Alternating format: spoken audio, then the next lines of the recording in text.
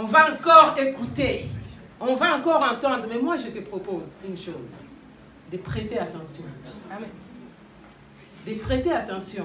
Puisque l'oratrice qui va arriver, ça remonte, je crois, de 10 ans. La première fois que je l'ai écoutée, j'avais prêté attention. Jusqu'aujourd'hui, même si je ferme les yeux, j'ai encore ces messages. Et ces messages m'ont fait du bien. Parce qu'elle nous avait encouragés, elle nous avait bousculés par rapport à ces filles-là dans les livres de Nombres qui étaient parties réclamer leur héritage. Elles ont changé les choses. Et ce message a fait de grandes choses dans ma vie. Et moi, je te propose que c'est quelqu'un, c'est une servante, quand elle parle, ça perce.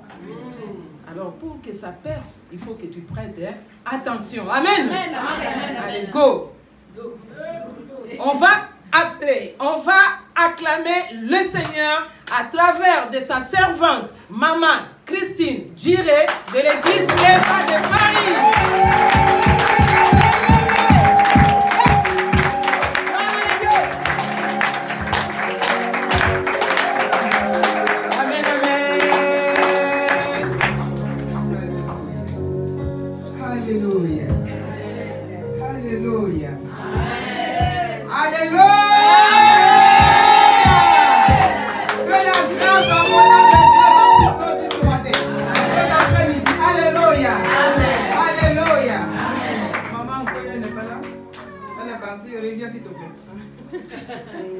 Prends ta Bible. 1 Pierre 2.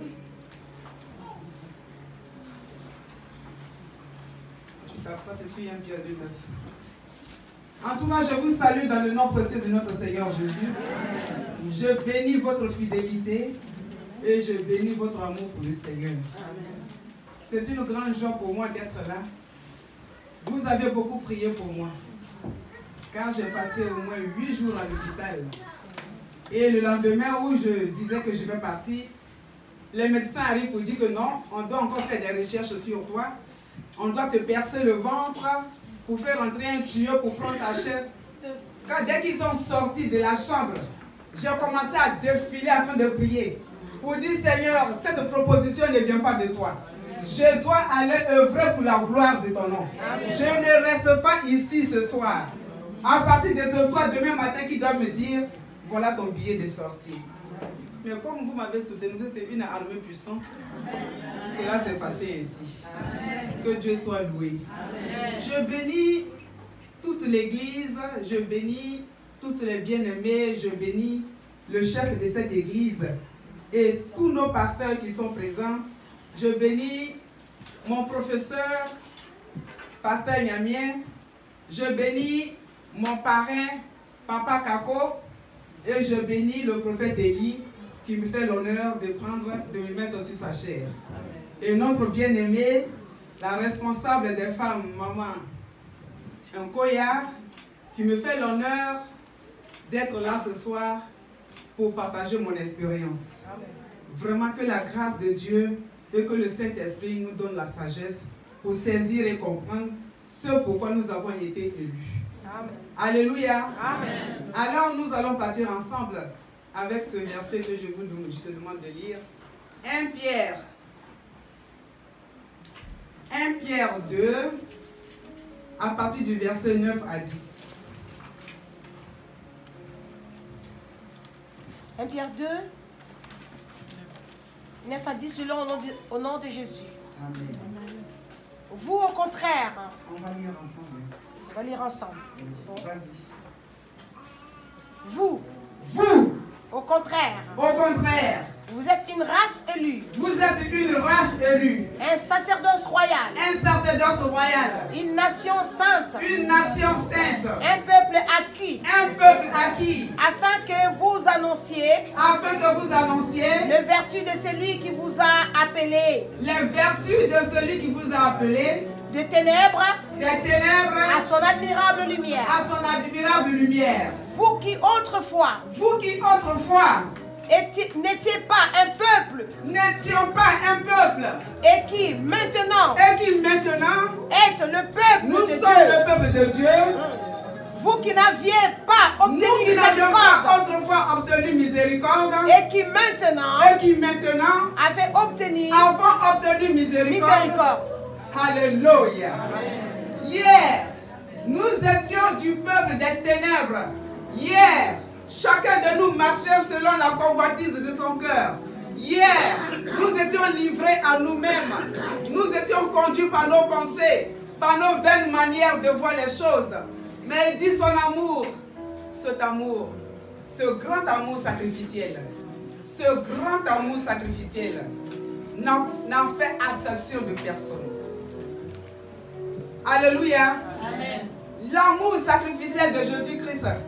La Bible déclare dans Jean 3,16 que Dieu a tant aimé le monde qu'il a donné son Fils unique, afin que quiconque croit en lui ne périsse point, mais qu'il ait la vie éternelle. Amen. Elle est donnée gratuitement. Alléluia. Cette vie a été donnée gratuitement. Cette élection, depuis avant la fondation du monde, dit la parole, Dieu s'est donné un objectif. C'est choisir un peuple acquis par sa volonté, mais pas parce que nous avons mérité quelque chose. Alléluia. Amen. Pas parce que nous avons mérité quelque chose. Alors il dit, nous sommes un peuple acquis. Mais ce peuple, cette élection collective dans laquelle nous sommes, à l'intérieur de cette élection collective, chaque membre de ce peuple doit exercer sa foi. C'est par son attitude, c'est par l'exercice, par sa communion avec le Saint-Esprit que la personne va démontrer sa foi qui va la qualifier pour être dans le sacerdoce royal. Amen. Alléluia. Amen. C'est au travers de ce que chacun de nous va faire. Amen. Amen. Il est dit que nous sommes appelés l'épouse de Christ. Et cette qualité dont il est question que l'épouse de Christ soit une épouse glorieuse. Une épouse qui est sans tache. Une épouse qui ne présente aucune ride. Rien de semblable. Une épouse qui est sainte. Une épouse qui honore son mari.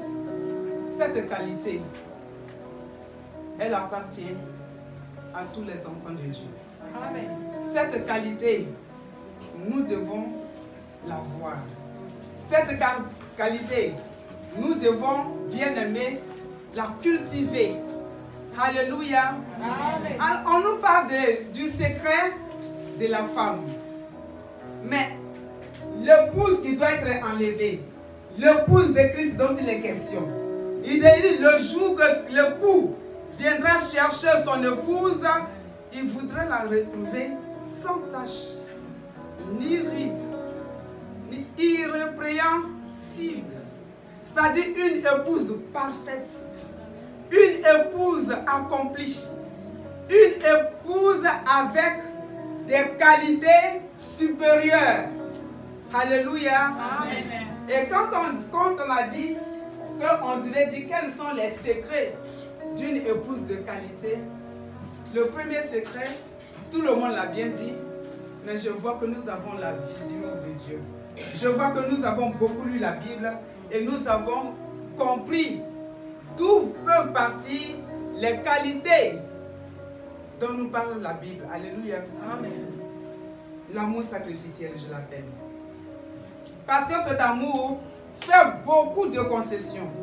Cet amour nous donne la possibilité de pardonner aussi facilement.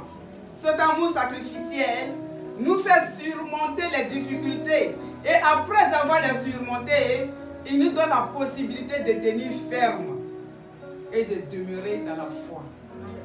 Alléluia. Amen. Y a-t-il une femme ici qui a une fois surpris son mari dans son lit, en train de coucher une femme, et qu'elle soit entrée sans rien dire, sans se fâcher, et qu'elle soit allée dans la cuisine, faire la cuisine, et dire à son mari et son amant, Je choque? Ça choque? Comme j'entends des murmures. Est-ce qu'on peut s'acclamer? L'épouse sans vide, sans irrépréhensible. Est-ce que cette femme peut aller s'asseoir dans la cuisine, faire le repas et après venir dire au mari et la femme adultère, venez, nous allons partager le repas? C'est possible? C'est possible? Mais on a Dieu. Mais en ayant même Dieu, est-ce que c'est possible? Bien-aimés, les qualités, on les a après les épreuves. Dans cette situation, si tu n'as pas négativement réagi, si tu n'as pas cassé la télévision, tu n'as pas cassé la voiture de ton mari, et que tu n'as même pas frappé tes enfants dans la colère, et que tu es resté calme, inébranlable, solide, ferme, et que tu les invites à manger.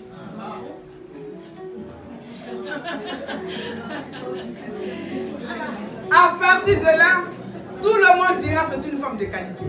Mais elle a une qualité, on ne sait pas comment la décrire. Cette qualité qu'elle a, elle n'a même pas fait des histoires. Elle n'a rien dit de tout ce que nous avons toujours entendu faire par les hommes et par les femmes. Elle n'a rien fait. Elle n'a rien dit. Mais au contraire, quand les enfants sont arrivés, les enfants disent, papa, tu es venu? Papa était assis là tout triste. Les enfants reviennent de l'école, maman est toujours en train de chanter ses petits cantiques. Joyeux. On a fini, on va manger. Mais les deux n'avaient pas l'appétit, mais elle avait l'appétit.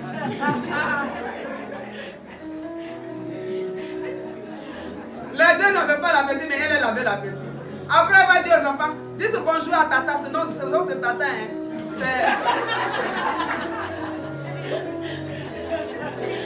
C'est votre tata. Dites bonjour à votre tata.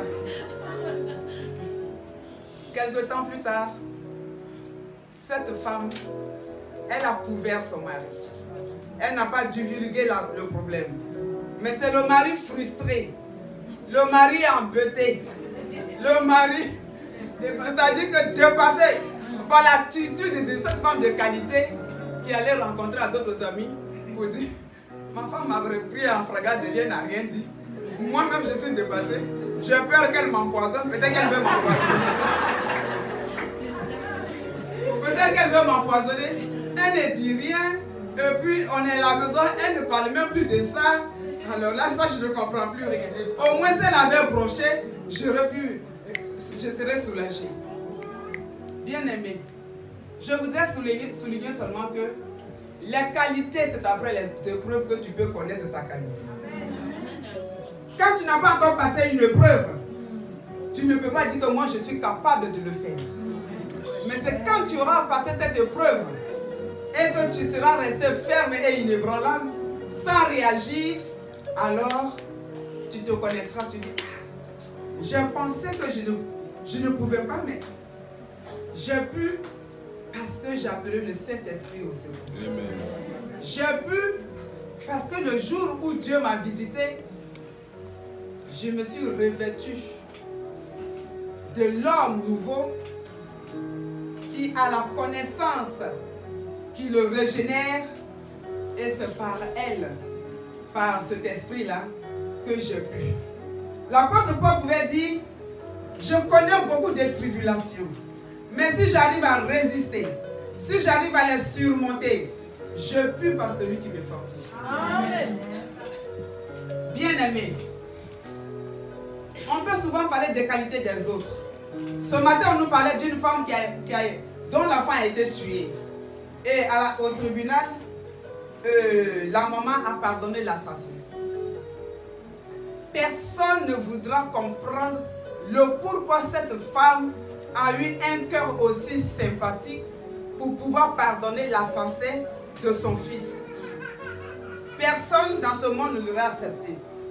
Mais oui, personne ne peut l'accepter. Mais celui qui revêt le manteau de Christ, celui qui reconnaît que Christ sur la croix, pendant que le clou était dans ses mains, pendant que les clous étaient dans ses pieds et la couronne d'épines faisait couler son sang, et qu'il a dit, Père, pardonne-leur, on peut cultiver ce pardon en soi. On peut cultiver ce pardon en soi. Ce n'est pas de la mer à boire. On peut cultiver. Celui qui veut devenir meilleur peut cultiver celui-là en lui-même. Alléluia. L'épouse de Christ doit être trouvée sans tache ni ride. Alléluia. On ne doit même pas trouver quelque chose de semblable dans la vie de cette femme ici. Amen. Amen. Donc, Colossiens 3, 10. Lectrice, s'il te plaît. Lectrice. Oui, lectrice est là. Colossiens 3, 10. Colossiens 3, 10. Il est dit, ayant revêtu l'homme nouveau, qui se renouvelle dans la connaissance selon l'image de celui qui l'a créé, la femme de qualité ne peut qu'exercer et se conduire paisiblement. Vas-y, tu peux lire maintenant. Et ayant revêtu l'homme nouveau. Et ayant revêtu l'homme nouveau. Qui se renouvelle. Qui se renouvelle. Dans la connaissance selon l'image de celui qui l'a créé. Dans la connaissance selon l'image de celui qui l'a créé. Voilà. Quand cette femme a connu le Seigneur, elle a compris qu'il fallait changer d'attitude, de revêtement mental. Il fallait avoir une mentalité transformée. Alléluia. C'est-à-dire que les choses anciennes qui lui donnaient droit de se révolter, les choses anciennes qui lui donnaient droit de se venger, les choses anciennes qui lui donnaient droit de mortifier les autres, désormais, étant en Jésus-Christ, elle devient une nouvelle créature. Donc, si elle devient une créature, c'est qu'elle a revêtu l'homme nouveau. Et si tu revêts l'homme nouveau, c'est que désormais, ce n'est plus toi qui vis, mais c'est Christ qui vit en toi. Alléluia. Amen. Alléluia. Amen. Éphésiens 3, 17 dit, il faut que nous, Éphésiens 3, 17, nous devons être enracinés. Le secret qu'on ne connaît pas, c'est qu'on ne s'enracine pas dans la parole de Dieu. Vas-y. Éphésiens 3, 17, je lis la parole du Seigneur. En lui, nous avons la rédemption. En lui, nous avons la rédemption. Par son sang. Par son sang. La rémission des péchés selon la richesse de sa grâce. La rémission des péchés selon la richesse de sa grâce. Selon la richesse de sa grâce. Je continue. Continue. Éphésiens 3, 17. Éphésiens 3, 17. Afin que le Dieu de notre Seigneur Jésus-Christ, afin que le Dieu de notre Seigneur Jésus-Christ, le Père de gloire, vous donne un esprit de sagesse, et de révélation dans sa connaissance. Et de révélation dans sa connaissance. Je continue encore. Et qu'il illumine les yeux de votre cœur. Oui. Pour que vous sachiez quelle est l'espérance qui s'attache à son appel. Amen. Quelle est la richesse de la gloire de son héritage. Alléluia. Amen. Ce qui s'attache à notre appel, ce grand amour, l'œuvre à laquelle nous sommes appelés. Mais avant d'apporter, avant d'enseigner, il faut que nous-mêmes nous soyons enseignés. Avant de pouvoir édifier, toi-même sois édifié. Avant d'envoyer, de donner la connaissance à quelqu'un, toi-même sois dans la connaissance. Amen. Tu ne peux pas donner ce que tu n'as pas de bon. Alléluia. Amen. Celui qui doit donner doit en avoir en abondance pour pouvoir donner. Amen. Et quand tu en as, c'est un témoignage. Tous ceux qui sont autour de toi doivent comprendre que quelque chose de semblable du Saint-Esprit se passe dans ta vie. Alléluia. Amen. Je dis donc, Marchez selon l'esprit et vous n'accomplirez pas les désirs de la chair quand elles sont contraires à ceux de l'esprit. Alléluia. Amen. Il nous a été promis quelqu'un qui agit dans ce monde présent. C'est la personne du Saint-Esprit. C'est par lui que nous pouvons acquérir toutes sortes de bontés, tous les fruits du Saint-Esprit. Nous l'avons, mais malgré ça, nous ne pouvons pas nous exercer à la soumission pour avoir ces dons qui sont nécessaires pour que demain nous soyons enlevés avec l'Église. Alléluia. Toi et moi, nous sommes l'Église. Mais s'il y a encore des choses pour lesquelles on doit te reprendre, tu ne feras pas partie de cette Église. Donc l'épouse, la femme de qualité, c'est l'Église elle-même qui doit être comme on appelle, une Église de qualité. C'est vrai, vous me direz, mais l'Église renferme toutes sortes de personnes venues de tous horizons, avec des caractères différents, avec des péchés différents, et c'est petit à petit qu'on est lavé, qu'on est purifié, qu'on est sanctifié et qu'on devient parfait. C'est vrai. Mais dès l'instant qu'on dit l'Église, on ne parle que de bonté et d'amour. Dès l'instant qu'on dit que telle personne est chrétienne, on dit certainement elle est gentille, elle est bonne, elle peut partager. Mais malheureusement, nous pouvons trouver le contraire de ces choses. Alléluia. Amen. Donc cette femme en question, Hébreux 12:2 dit, ayant les regards fixés sur Jésus, le chef et le consommateur de la foi, c'est Jésus qui fait naître la foi et la perfectionne en nous. Alléluia. C'est pourquoi, au moment des difficultés, nous ne pouvons qu'avoir les yeux fixés sur Jésus. Les yeux fixés sur Jésus. Parce que celui qui est le consommateur de notre foi, celui qui l'amène à la perfection, celui qui la gère, celui qui donne la force à cette foi, et elle peut nous conduire à triompher de tout ce qui est difficulté et problème. Alléluia. Amen. Que Dieu nous bénisse. Amen. Cette femme-là aussi, on nous dit qu'elle est spirituelle. Oui, elle est spirituelle parce qu'elle règle tous ses problèmes selon l'amour de Dieu qu'elle connaît. Alléluia. Amen. Elle règle ses difficultés, ses problèmes à la base de l'amour de Dieu. Elle ne le fait pas selon la chair. Pourquoi? Parce qu'elle sait que si l'amour est là, l'amour triomphe de tout. L'amour excuse tout. L'amour est puissant. On connaît ce que l'amour peut faire.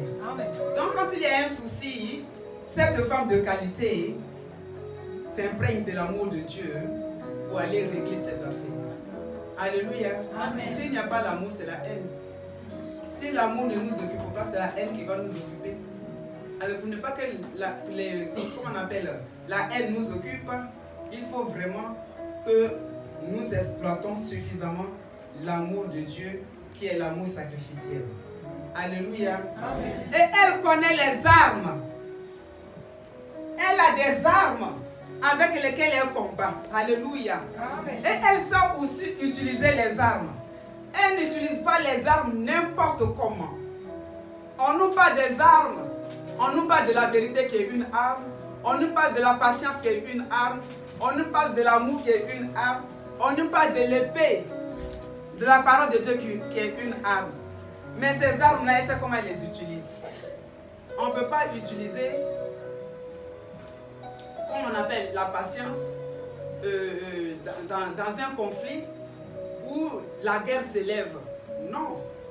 Elle sait comment elle utilise ses armes. C'est une femme très organisée. Pour savoir comment elle utilise ses armes, et c'est une femme qui cherche à comprendre. Elle questionne beaucoup. Elle cherche à comprendre. Ça me rappelle Marie la Vierge.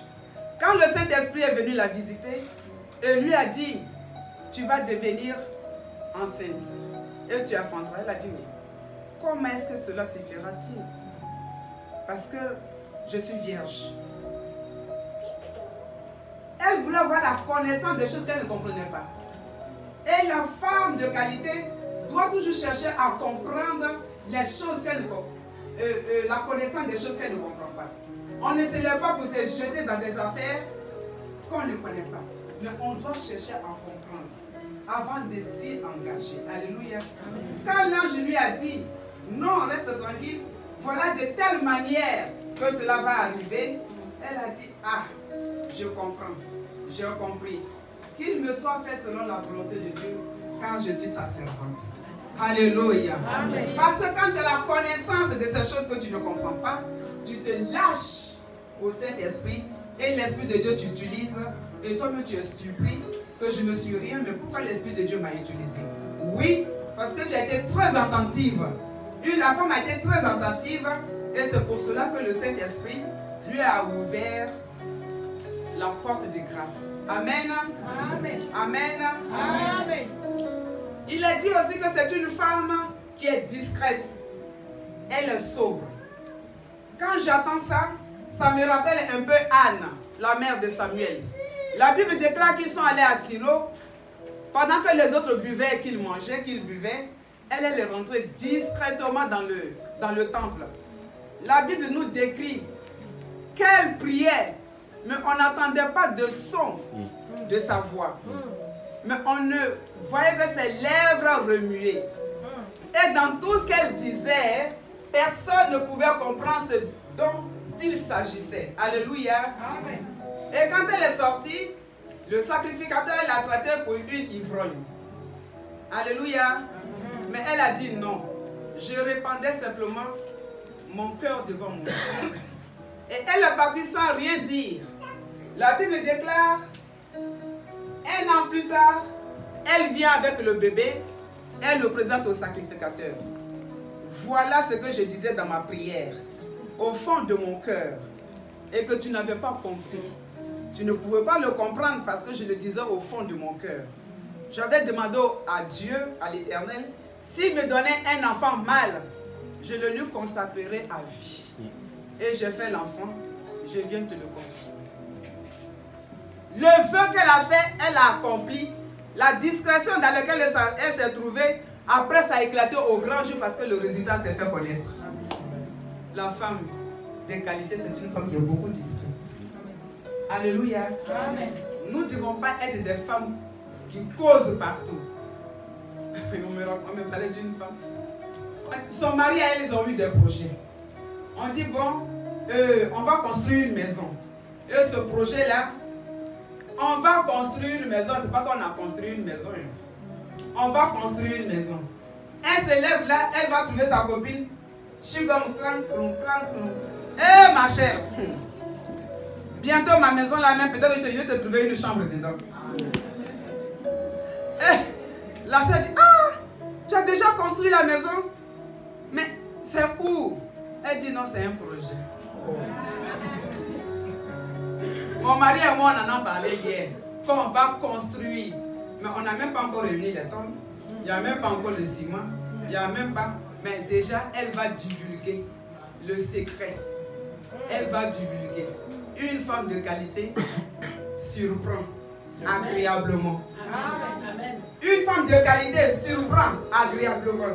Une femme pleine de sagesse, ça fait sa qualité et elle surprend agréablement. Alléluia.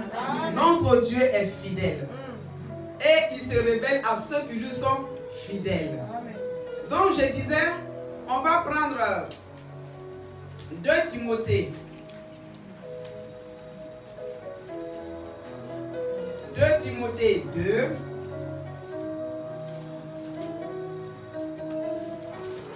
À partir du verset 20e.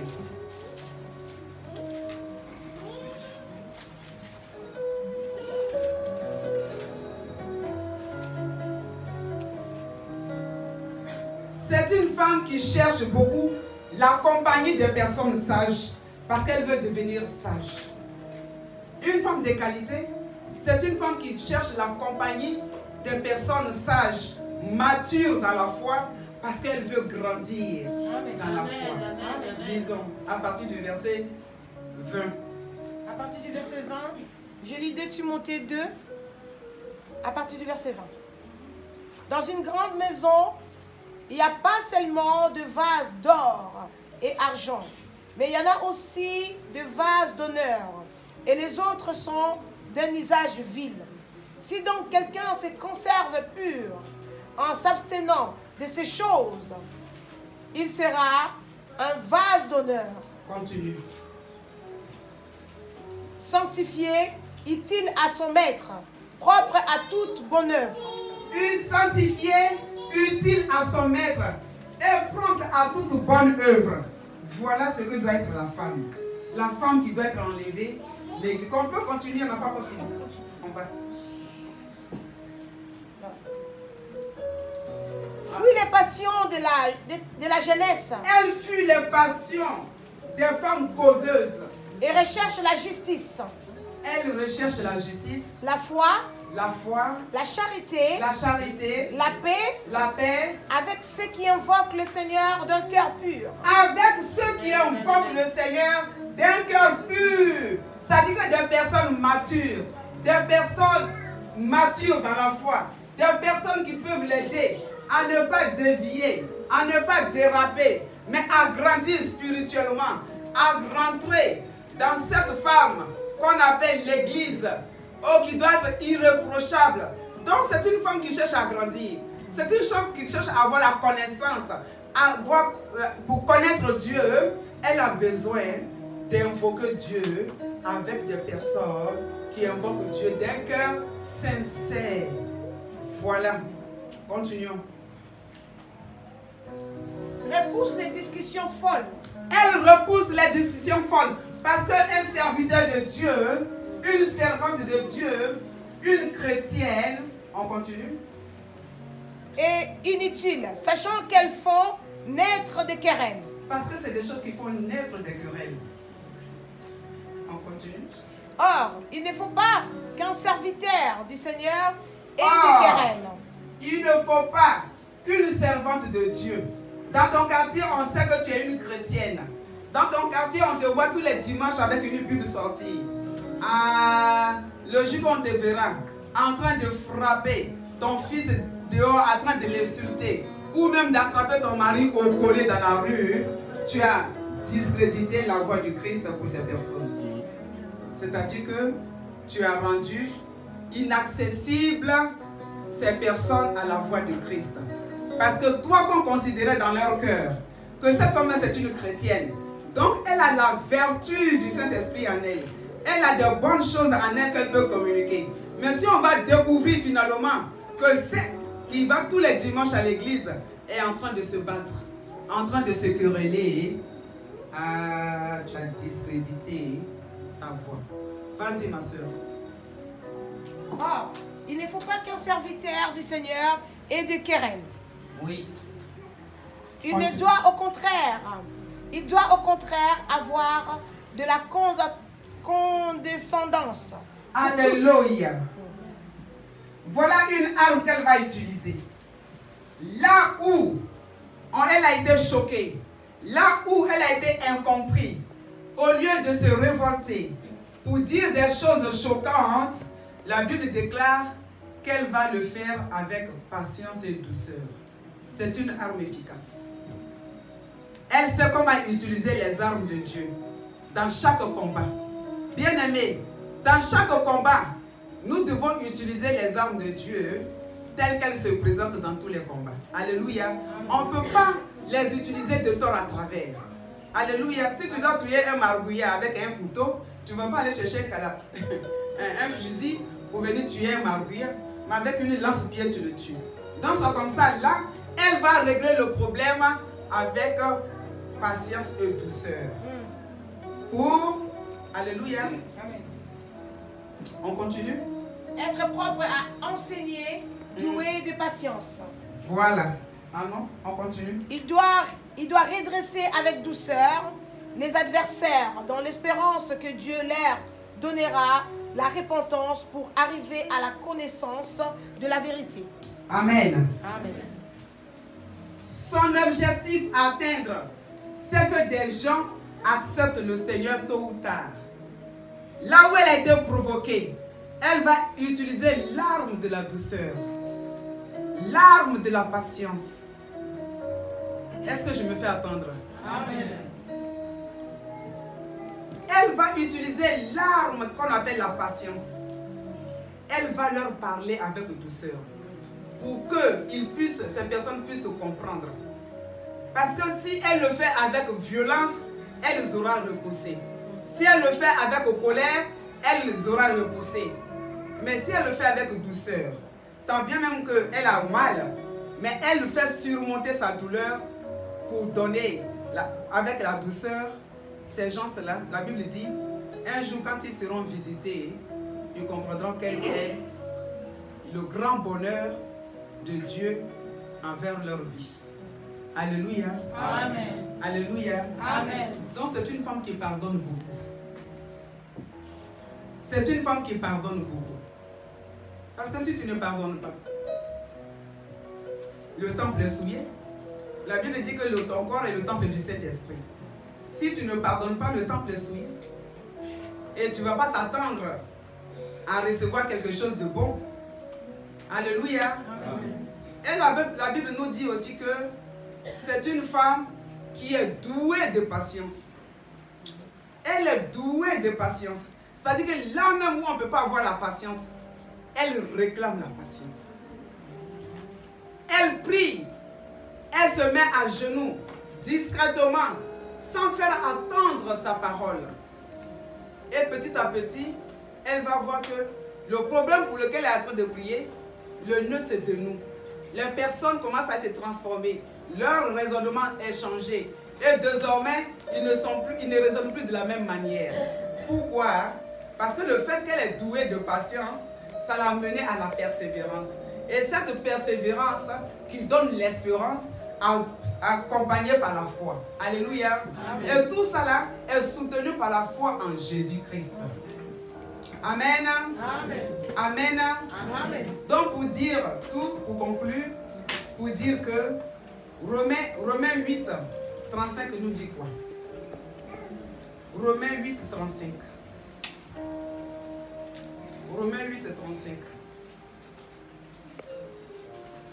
Romains 8, 35. Qui nous séparera de l'amour du Christ? Qui nous séparera de l'amour de Christ? Serait-ce la tribulation? Est-ce que c'est parce qu'on m'a insulté? Ou l'angoisse? Ou parce que je n'ai pas à manger? Ou la persécution? Ou parce qu'on me rejette? Ou la faim? Ou parce que je suis dans la disette? Ou la nudité? Ou parce que je n'ai rien à apporter? Ou le péril? Ou parce que la tempête souffle, que je vois ma mort arriver? Ou la paix? Ou l'épée? Ou l'épée? Ou l'épée? Je vois la guerre arriver. Le psalmiste pouvait dire, quand une armée camperait contre moi, je serai malgré cela plein de confiance. Sa confiance s'attache à quoi? En Dieu, en l'Éternel, en Jésus-Christ. Sinon, autrement dit, dès qu'on voit une armée camper venir contre nous, on doit prendre les gens beaucoup. Mais lui dit, je resterai malgré cela, malgré cette difficulté. Je vais demeurer ferme. Je vais demeurer attaché à la parole de Dieu. Je vais demeurer attaché à la vérité de Dieu.